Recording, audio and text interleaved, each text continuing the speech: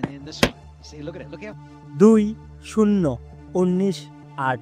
হ্যাঁ প্রিয় দর্শক, এগুলো কোনো সংখ্যা নয়, এগুলো হচ্ছে আজকের ম্যাচে খুলনার টপ 4 ব্যাটারের রানের সংখ্যা। হ্যাঁ প্রিয় দর্শক, আজ বাঁচামরার ম্যাচে চিটাগং কিংসের বোলারদের কাছে যেন পাত্তাই পাচ্ছিলেন না খুলনা টাইগার্সের ব্যাটাররা। এদিন শুরুতে মাত্র 6 বলে 2 রান করে সাজ গড়ে ফিরেন ক্যাপ্টেন মেহেদী হাসান মিরাজ।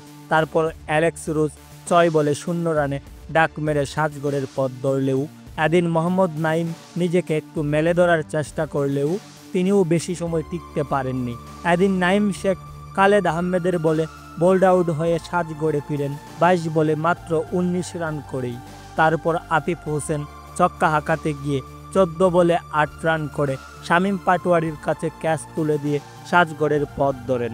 তারপর উইকেট কিপার মাহিদুল ইসলাম অঙ্কন ও সিমরান হেটমার কিছুটা দলকে এগিয়ে নিয়ে যান। তবে দর্শক, আজকের ম্যাচে টপ অর্ডারের ব্যাটারদের কেউ একজন ভালো ইনিংস খেলতে পারলে হয়তো আজ খুলনার সমর্থকদের এমন দিন দেখতে হতো না। প্রিয় দর্শক, আজকের ম্যাচে চিটাগং কিংসের বোলারদের এমন বোলিং আপনাদের কাছে কেমন লেগেছে তা অবশ্যই নিচে কমেন্ট করে জানাবেন। ধন্যবাদ সবাইকে।